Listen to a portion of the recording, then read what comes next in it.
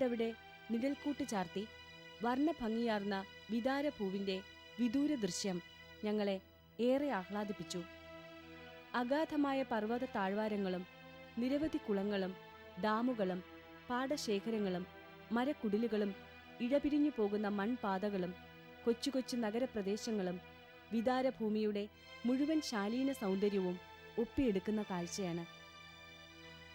കഴിഞ്ഞ ദിവസം ഞങ്ങൾ സന്ദർശിച്ച മഞ്ചിക്കൽ കോട്ടയുടെ മുകളിൽ നിന്നുള്ള വീക്ഷണവും അപൂർവ ദൃശ്യപ്പൊലിമ പകർന്നു.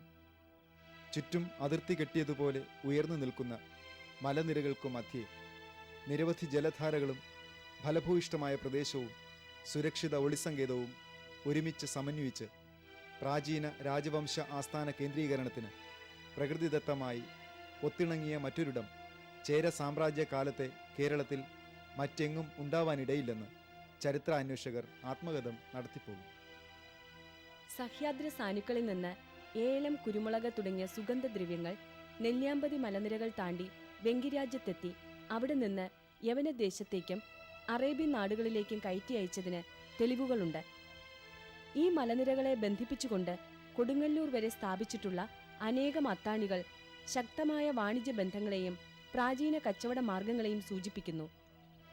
നെല്ലിയാമ്പതി മലനിരകൾക്ക് 7 മലകൾക്കപ്പുറത്തുള്ള ശബരിമലയിലേക്ക് ഏലമല നിരകളിലൂടെ പണ്ടുകാലത്ത് നാട്ടുപാത ഉണ്ടായിരുന്നുവെന്ന് പറയപ്പെടുന്നു. ഈ ഗിരിശൃംഗത്തിൽ നിന്ന് സീതാർകുണ്ട് താഴ്വരയിലേക്കായി മറ്റൊരു സാഹസിക യാത്ര. സിതശൈല ഭൂവെന്ന പേരിൽ അറിയപ്പെടുന്ന വെങ്കടമല രാമായണ കഥയുമായി ബന്ധപ്പെട്ടു കിടക്കുന്നു. 5000 അടി ഉയരമുണ്ടിതിന്.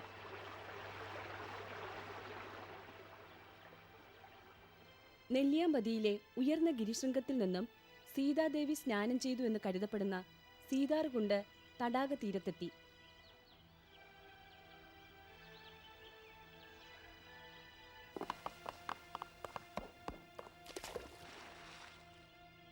പണ്ടുകാലത്ത് വെങ്കിരാജ്യത്തു നിന്ന് നെല്ലിയാമ്പതി മലനിരകളിലേക്ക് സീതാർകുണ്ട് വഴി ഒരു മലമ്പാതയുണ്ടായിരുന്നു. കാട്ടരുവിയിൽ നിന്ന് ശീതളജലം കുടിച്ചും കാട്ടിൽ വളർന്നു നിൽക്കുന്ന നെല്ലിക്കയുടെയും ഇലഞ്ഞിപ്പഴത്തിൻ്റെയും രുചി നുകർന്നും ഒരു രസത്തിന് ഇപ്പോഴും ചില ആളുകൾ മലഞ്ചെരുവുകളിൽ കയറിയിറങ്ങാറുണ്ട്. പണ്ട് കാലത്ത് കേരളത്തിലെ യാഗങ്ങൾക്കാവശ്യമായ സോമലതയും മാൻതോലും ഈ മലനിരകളിൽ നിന്നാണ് കൊണ്ടുപോയിരുന്നത്. സ്കന്ദപുരാണത്തിലും ചിലപ്പതികാര മഹാകാവ്യത്തിലും മറ്റു ചില തമിഴ് സാഹിത്യകൃതികളിലും ഈ സ്ഥലത്തെപ്പറ്റി പരാമർശങ്ങളുണ്ട്. ഒരിക്കൽ താപസന്മാരുടെ വാസദേശമായിരുന്ന ഇവിടെ അങ്ങിങ്ങായി ചെറുഗുഹകളും ജലധാരകളുമുണ്ട്. അതിൽ പ്രധാനം ഇക്ഷുമതി തന്നെ. തെന്മല പർവ്വതനിരയിൽ ഇക്ഷുമൂലയിൽ നിന്ന് ഉത്ഭവിച്ച് മനോഹര ജലധാരയായി താഴ്വരയിലെത്തി കശ്യപ ക്ഷേത്രത്തിന്റെ ദക്ഷിണഭാഗത്തുകൂടി ഈ നദി പ്രവഹിക്കുന്നു. താപസവര്യനായ കശ്യപന്റെ കന്യകാപുത്രിയായ ഇക്ഷുമതി ധർമാരണ്യത്തിലെ പത്മതീർത്ഥ പൊയ്കയിൽ ശിവാരാധനയ്ക്കായി പൂക്കൾ പറിച്ചുകൊണ്ടിരിക്കുകയായിരുന്നു. അപ്പോൾ അതുവഴി വന്ന വിഷ്ണു ഭഗവാൻ ഇക്ഷുമതിയിൽ മോഹിതനായി അവളോട് വിവാഹ അഭ്യർത്ഥന നടത്തി. രാജകുമാരിമാർക്ക് ഗാന്ധർവ വിവാഹം മാത്രമേ വിധിച്ചിട്ടുള്ളൂ എന്നതിനാൽ അച്ഛനോട് ചോദിക്കാതെ പറ്റില്ലെന്നായി സഖിമാർ. അവരുടെ സംശയമകറ്റി വിഷ്ണു അവളെ ഭാര്യയായി സ്വീകരിച്ചു. ഇതിൽ സംപ്രീതനായ കശ്യപ മഹർഷി ഈ പ്രദേശത്തെ സമസ്ത പ്രാണികളുടെയും ഐശ്വര്യത്തിനായി പർവ്വതമുകളിലെ ഇക്ഷുമൂലയിൽ നിന്നും ഒരു നദിയായി പ്രവഹിക്കുവാൻ മകൾക്ക് വരം നൽകി. തെന്മല താഴ്വരയിലൂടെ ഒഴുകുന്ന പുണ്യനദികളുടെ പൗരാണിക ചരിത്രം ശ്രവിച്ച് സീതാർകുണ്ടിൽ നിന്നും കല്ലറയുടെ 2ാം ഘട്ട ഉത്ഖനന പുരോഗതി കാണുവാനായി ഞങ്ങൾ തേക്കിൻചിറയ്ക്ക് സമീപമുള്ള എക്സ്കവേഷൻ സൈറ്റിലേക്ക് പോയി. ഏറെ കൗതുകവും പുതുമയും സൃഷ്ടിക്കുന്ന രീതിയിലാണ് പ്രവർത്തനങ്ങൾ പുരോഗമിക്കുന്നത്. കേരളത്തിൽ ഇതേവരെ ഉത്ഖനനം ചെയ്തിട്ടുള്ളതിൽ വെച്ച് അതിപുരാതനവും വളരെയേറെ പ്രത്യേകതകളുമുള്ള ശവക്കല്ലറയാണിതെന്ന് ഞങ്ങളുടെ ഗൈഡ് പറഞ്ഞു. പതിവിന് വിപരീതമായി തെക്കുവടക്ക് നീളത്തിലുള്ള കല്ലറയ്ക്ക് പകരം കിഴക്കു പടിഞ്ഞാറ് ദിശയിലാണ് ദൈർഘ്യമേറിയ ഈ കല്ലറ പണിതിരിക്കുന്നത്. ബെറിയൽ കോംപ്ലക്സിന്റെ വ്യാപ്തിയും നിർമ്മാണ രീതിയും പ്രത്യേകതയും സൂചിപ്പിക്കുന്നത് ശവക്കല്ലറയുടെ കാലപ്പഴക്കവും സൂര്യവംശ രാജകീയ പാരമ്പര്യവുമായുള്ള ബന്ധത്തെയാണ്. കല്ലറയെ മൂടിയിരിക്കുന്ന കരിങ്കൽ പാളികൾക്ക് മുകളിൽ എല്ലിൻ കഷ്ണങ്ങളുടെ ഒരു കൂമ്പാരം തന്നെ കിട്ടി. ദ്രവിച്ച് പൊടിയാറായ എല്ലിൻ കഷ്ണങ്ങളുടെ പഴക്കം റേഡിയോ കാർബൺ ഡേറ്റിംഗ് മെത്തേഡിലൂടെ ഏകദേശം 2900 വർഷത്തിലധികം വരുമെന്ന് തെളിഞ്ഞിട്ടുണ്ട്. ഇത് സെമി പ്രഷ്യസ് സ്റ്റോണാണ്. അതിൻ്റെ രീതിയിൽ രണ്ടെണ്ണം നിങ്ങൾക്ക് കാണിച്ചു തരാൻ സാധിക്കും. സെമി പ്രഷ്യസ് ബീഡ് സ്റ്റോണാണ്, കാർണീലിയൻ ടൈപ്പാണ്. അന്നത്തെ മഹാശിലായ മനുഷ്യർ ഉപയോഗിച്ചിരുന്നത്. സംഘകാല ചേര രാജാക്കന്മാരുടെ രാജകീയ പ്രൗഢി വാഴ്ത്തിപ്പാടാറുള്ള പാണരുടെ ആരാധനാ കേന്ദ്രം സന്ദർശിച്ച് ഞങ്ങൾ പ്രാചീന ഹനുമൽ കൊത്തുപണികളുള്ള ശിവക്ഷേത്രത്തിലേക്ക് പോയി. ഈ ക്ഷേത്രഭിത്തിയിലും മറ്റും കാണുന്ന മനോഹരമായ കൊത്തുപണികൾ ഞങ്ങളെ വല്ലാതെ ആകർഷിച്ചു. അവയുടെ ഭംഗി ആസ്വദിച്ചുകൊണ്ട് കരിങ്കല്ലുകൾ പാകിയ കിണറിനടുത്തേക്ക് ഞങ്ങൾ നടന്നു. കിണറുകളുടെ നിർമ്മാണ രീതി എവിടെയും ഒന്നു തന്നെ. ഈ പ്രത്യേകത ഒന്നു മാത്രം അവയുടെ കാലപ്പഴക്കം സൂചിപ്പിക്കുന്നു. പ്രധാന ഭാഗങ്ങൾ തകർന്നടിഞ്ഞ ഈ ക്ഷേത്രത്തിന് സമീപം അഗ്രഹാരങ്ങളുടെയും ബ്രാഹ്മണ ഇല്ലങ്ങളുടെയും അവശിഷ്ടങ്ങൾ കാണാറുണ്ട്. കൊല്ലങ്കോട്ട് കൊട്ടാരത്തിൻ്റെ അധികാര സീമയിൽപ്പെട്ട ഇവിടെ പ്രൗഢമായ വാർഷികോത്സവങ്ങൾ നടന്നിരുന്നു. ആനയും അമ്പാരിയുമായി തമ്പുരാക്കന്മാർ എഴുന്നള്ളിയിരുന്നു. ഇവിടുത്തെ പല ക്ഷേത്രങ്ങളും സ്ഥലനാമങ്ങളും പൗരാണിക കഥകളുമായി ബന്ധപ്പെട്ട് കിടക്കുന്നവയാണ്. ഹനുമൽ കൊത്തുപണികളുള്ള തറപ്പാടത്തെ ശിവക്ഷേത്രം ഇത്തരത്തിലുള്ള ഒന്നാണ്. പഴയ വെങ്കിരാജ്യത്തിന്റെ ഹൃദയഭാഗത്തു നിന്നും 5 കിലോമീറ്റർ ചുറ്റളവിൽ ഏകദേശം 20ഓളം ശിവക്ഷേത്രങ്ങളുണ്ട്. ഏകീകൃത സംസ്കാരത്തിൽ അധിഷ്ഠിതമായ ആചാര രീതികളാണ് ഈ ക്ഷേത്രങ്ങളിലെല്ലാം നിലനിന്നു പോരുന്നത്.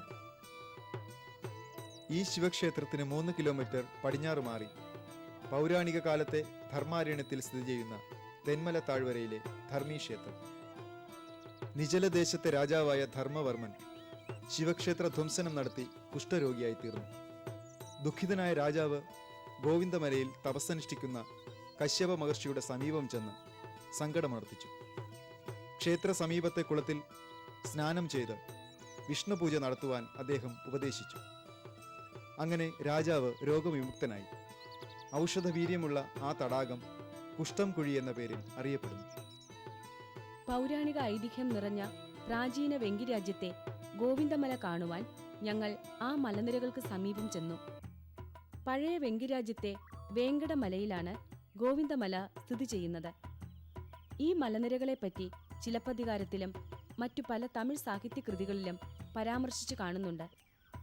മലയാള നാടിന് ഗോവിന്ദമലയുടെ ഐതിഹ്യ ചരിത്രം അന്യമാണെങ്കിലും തമിഴ്നാടിന്റെ വിദൂര ദേശത്തു നിന്നു പോലും ധാരാളം പേർ വർഷത്തിലൊരിക്കൽ ഈ പുണ്യമല സന്ദർശിക്കാറുണ്ട്. അവിടെയുള്ള കശ്യപപാദ പീഠത്തിൽ ആരാധന നടത്തി വേലും മറ്റും വഴിപാടായി അർപ്പിച്ച് ഗോവിന്ദ തീർത്ഥവും ശേഖരിച്ച് മടങ്ങാറുണ്ട്. തൊട്ടടുത്താണ് കശ്യപ മഹർഷി പ്രതിഷ്ഠിച്ച കശ്യപ ക്ഷേത്രം.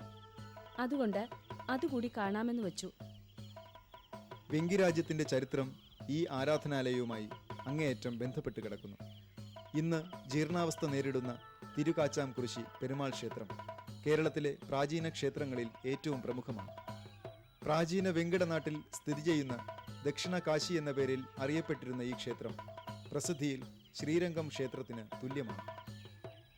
സഹ്യപർവ്വതത്തിന്റെ ദക്ഷിണഭാഗത്തും മലയപർവ്വതത്തിന്റെ ഉത്തരദിക്കിലും വില്ലോ മലയുടെ പൂർവ്വഭാഗത്തും പ്രകൃതി രമണീയമായി ശയിക്കുന്ന വെങ്കിരാജ്യത്തിന്റെ ഹൃദയഭാഗത്ത് സ്ഥിതി ചെയ്യുന്ന ഈ ക്ഷേത്രത്തിന്റെ ആത്മീയ തേജസ് പുനർജനിക്കേണ്ടത് കാലത്തിന്റെ നിമിത്തവും ദക്ഷിണേന്ത്യൻ പ്രാചീന ചരിത്ര പുനഃസൃഷ്ടിയുടെ അനിവാര്യതയുമാണ്. ധർമാരണ്യത്തിൽ ഗോവിന്ദ തീർത്ഥത്തിന് സമീപം സ്ഥിതി ചെയ്യുന്ന ഈ ക്ഷേത്രം പ്രാചീന കേരള ക്ഷേത്ര വർണ്ണനകൾ പ്രതിപാദിക്കുന്ന സ്കന്ധപുരാണത്തിൽ പ്രകീർത്തിതമാണ്. പണ്ട് ശൗനകൻ മുതലായ ഋഷിവര്യന്മാർ നൈമിഷാരണ്യത്തിൽ നടത്തിയ സത്രത്തിലേക്ക് കടന്നുവന്ന പണ്ഡിത ശ്രേഷ്ഠനായ സൂതൻ സ്കന്ധപുരാണത്തിൽ പ്രതിപാദിച്ചിട്ടുള്ള കശ്യപ ക്ഷേത്ര മാഹാത്മ്യം അവിടെ സന്നിഹിതരായ ഋഷിവര്യന്മാർക്ക് വിവരിച്ചു കൊടുത്തിരുന്നു. പാണ്ഡവരുടെ വനവാസകാലത്ത് യുധിഷ്ഠിരന്റെ അഭ്യർത്ഥന പ്രകാരം ഗർഗ മഹർഷി പാണ്ഡവന്മാർക്ക് പറഞ്ഞുകൊടുത്ത കശ്യപ ക്ഷേത്ര മാഹാത്മ്യമാണ് സൂത മഹർഷി ഋഷിവര്യന്മാർക്ക് കൈമാറിയത്. ഇത് ഗന്ധർവപീഠം. വെങ്കിനാട് രാജാക്കന്മാർ അരിയിട്ടുവാഴ്ച നടത്തിയിരുന്ന സ്ഥലം. പ്രജാപരിപാലന തൽപരതയിലും രാജശ്രേഷ്ഠ പദവിയിലും സംപ്രീതനായ ദേവേന്ദ്രൻ യാഗസാധനങ്ങളെ വീരരവി രാജാവിനെ ഏൽപ്പിച്ചു. ദേവാംശ സ്ഥാനം സ്വായത്തമാക്കിയതിനാൽ ബ്രാഹ്മണരെയും ദേവന്മാരെയും മാത്രം നമസ്കരിച്ചാൽ മതിയെന്നും അഗ്നിബീജം കാലുകളിൽ ഉള്ളതിനാൽ പാദുകങ്ങൾ ധരിച്ചു മാത്രമേ നടക്കാൻ പാടുള്ളൂ എന്നും ദേവേന്ദ്രൻ അവർക്ക് ഉപദേശം നൽകി. പ്രാചീന വെങ്കിനാടിന്റെ പ്രതാപമുള്ളിലൊതുക്കി വീരരവിവംശത്തിന്റെ പിതൃത്വം പേറി തലയെടുപ്പോടെ നിൽക്കുന്ന കൊല്ലങ്കോട് കൊട്ടാരത്തിന്റെ പല ഭാഗങ്ങളും പൊളിച്ചുപോയി. ഇന്ന് കാണപ്പെടുന്ന കൊല്ലങ്കോട് കൊട്ടാരത്തിന്റെയും രാജവംശത്തിന്റെയും ചരിത്ര പശ്ചാത്തലവും പ്രസക്തിയും വിലയിരുത്തുമ്പോൾ പ്രധാനമായും 2 ഘട്ടങ്ങളുണ്ടെന്ന് കാണാം. കൊല്ലങ്കോട് നമ്പിടി വംശത്തിന്റെ 500 വർഷത്തിനിപ്പുറത്തെ ചരിത്രമേ നാം മനസ്സിലാക്കിയിട്ടുള്ളൂ. ഒരിക്കൽ കേരള സാംസ്കാരിക മണ്ഡലത്തിൽ അതുല്യ സ്ഥാനം അലങ്കരിച്ചിരുന്ന വീരരവിവംശം വൈദേശിക ആക്രമണം മൂലം